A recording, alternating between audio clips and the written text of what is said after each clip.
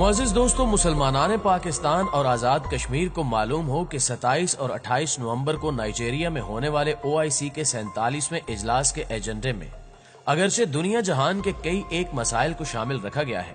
لیکن اس میں مسئلہ کشمیر کا سرے سے کوئی ذکر ہی نہیں۔ گویا اس کی اتنی بھی اہمیت نہیں کہ 57 اسلامی ممالک کے وزرائے خارجہ کے اس اہم ترین اجلاس میں اس پر رسماً ہی صحیح گفتگو تو کر لی جائے۔ اور یہ خبر جب پاکستانی میڈیا کی زینت بنی تو ہمارے وزیر خارجہ نے کمال معصومیت کا اظہار کرتے ہوئے کہا کہ یہ بھلا کیسے ممکن ہو سکتا ہے، لیکن اس پر نہ صرف دیگر عالمی میڈیا شہادت دے رہا ہے بلکہ خاص طور پر اسرائیلی، بھارتی اور سعودی خبر رساں اداروں نے اسے ایک شہ سرخی کے طور پر چھاپنا اپنا فرض سمجھا ہے۔ مزید یہ کہ اگر اس اہم ترین اجلاس کے ایجنڈے کا از خود مطالعہ کیا جائے تو بھی ممکن نہیں کہ اس میں کہیں کشمیر کا لفظ تک بھی تلاش کیا جا سکے۔ ناظرین، میں ہوں ماجد ملک اور آپ دیکھ رہے ہیں کھوجی ٹی وی کو۔ تو کیا اس خبر کے تناظر میں یہ مان لیا جائے کہ اب اسلامی دنیا کشمیر میں رقم کی جانے والی داستان ہائے ظلم سے چشم پوشی پر رضامند ہو چکی ہے؟ کیا پاکستان کے علاوہ باقی 56 اسلامی ممالک اس خون ناحق جو کہ اس جنت نظیر وادی کی سرزمین کو سرخی غازہ دے رہا ہے کو اب مغرب میں کشید ہونے والی شراب سے بھی زیادہ ارزاں قرار دے چکے ہیں؟ کیا سعودی عرب جو کہ اسلامی دنیا کی اس نمائندہ تنظیم کا سربراہ ہے کہ سیاسی مقاصد اس کی بھارت اور اسرائیل کے ساتھ بڑھتی ہوئی قربتیں اور پاکستان سے دوریاں اب اتنی زیادہ مؤثر ہو چکی ہیں کہ وہ اب نہ ہی حرمت رسول صلی اللہ علیہ وآلہ وسلم اور نہ ہی خون مسلم کی توقیر کو کوئی اہمیت دینے پر تیار ہے؟ یا یہ سب کچھ ہماری کمزور سفارتی پالیسیوں کا شاخسانہ ہے؟ آج کی اس ویڈیو میں ہم اسی کا جائزہ لینے کی کوشش کریں گے، لیکن حسب روایت ویڈیو شروع کرنے سے پہلے آپ لوگوں سے گزارش ہے کہ ہماری ویڈیوز کو لائک کرتے ہوئے ہماری حوصلہ افزائی ضرور کیا کیجئے۔ تو آئیے چل کر موضوع کا آغاز کرتے ہیں۔ معزز خواتین و حضرات، اس میں کوئی شک نہیں کہ بھارت دنیا کی 1 ارب سے زیادہ آبادی کا حامل ہونے کی بدولت ایک بہت بڑی تجارتی منڈی کی حیثیت رکھتا ہے، جس کے ساتھ ہماری عرب دنیا کے کاروباری مفادات وابستہ ہیں۔ لیکن اس کے ساتھ ساتھ یہ بھی ایک حقیقت ہے کہ عرب ممالک اور خاص طور پر سعودی عرب کے ساتھ ہمارے تعلقات ہمیشہ مثالی رہے ہیں، جبکہ اس سچائی سے بھی انکار ممکن نہیں کہ امریکہ میں ٹرمپ اور سعودی عرب میں محمد بن سلمان کی حکومت سے قبل اس برادر اسلامی ملک نے اتنی بے حسی کبھی نہیں دکھائی جو کہ MBS کے اس عہد بے وقار میں ہم دیکھ رہے ہیں۔ اگست 2019 میں جب نریندر مودی نے 370 کے تحت کشمیر کی بنیادی حیثیت ہی کو ختم کر دیا تو اس وقت پاکستان نے اپنی عالمی حلقہ اثر میں اس کے خلاف آواز بلند کرنے کی بھرپور کوشش کی، لیکن اس کے باوجود مودی کی ہٹ دھرمی نہ صرف قائم رہی بلکہ اس نے کشمیر میں اپنی تاریخ کا طویل ترین کرفیو نافذ کر کے یہ ثابت بھی کر دیا کہ کمزور کا احتجاج کبھی بھی دست ظلم کو روکنے میں مؤثر نہیں ہو سکتا۔ اگرچہ پاکستان اس سے قبل بھی سعودی حکام سے یہ مطالبہ کرتا رہا ہے کہ مسئلہ کشمیر پر OIC کا اجلاس طلب کیا جائے تاکہ مسلم دنیا اس پر کھل کر اپنا موقف دے سکے، لیکن محمد بن سلمان نے نہ صرف اس پر کوئی توجہ دینا گوارا نہ کیا بلکہ اس نے بھارت میں اربوں ڈالر کی سرمایہ کاری کرتے ہوئے کشمیریوں کے زخموں پر نمک بھی چھڑکا۔ اور جب 370 کے بعد کشمیر میں بھارتی قہر و نخوت کا 1 سال مکمل ہوا تو ایک دفعہ پھر 6 اگست 2020 کو پاکستان کے وزیر خارجہ شاہ محمود قریشی نے اپنی جذباتی بیان میں یہ کہا کہ اگر سعودی عرب اس بابت کوئی قدم اٹھانے پر آمادہ نہیں تو پھر پاکستان کو مجبوراً دیگر اسلامی ممالک پر مشتمل ایک ایسا بلاک تیار کرنا ہوگا جس کے پلیٹ فارم سے اس گجراتی دہشت گرد کو نکیل ڈالی جا سکے۔ اور یہی وہ موڑ تھا جب ہمارے وزیر خارجہ کی یہ جسارت شہنشاہ معظم کی طبع نازک پر گراں گزری اور اس نے نہ صرف ہم سے دوریاں اختیار کر لیں بلکہ اپنا سارا وزن امریکہ، اسرائیل اور بھارت کے پلڑے میں ڈال دیا۔ اور اب ناظرین گرامی، اس اہم ترین اسلامی تنظیم یعنی OIC کا 47واں اجلاس نائجیریا کے دارالخلافہ میامی میں منعقد ہو رہا ہے، جہاں پوری مسلم دنیا کے وزرائے خارجہ امت کو درپیش مسائل کو زیر بحث لائیں گے۔ اور اس دفعہ اس ایجنڈے کو United against terrorism for piece and developments یعنی دنیا میں دہشت گردی کے خلاف قیام امن اور ترقی کے لیے ایک ہو جاؤ کا نام دیا گیا ہے۔ اور اس کی تفصیل میں یہ لکھا گیا ہے کہ اس میں افریقی ممالک میں درپیش مسلمانوں کے مسائل کو زیر بحث لانے کے علاوہ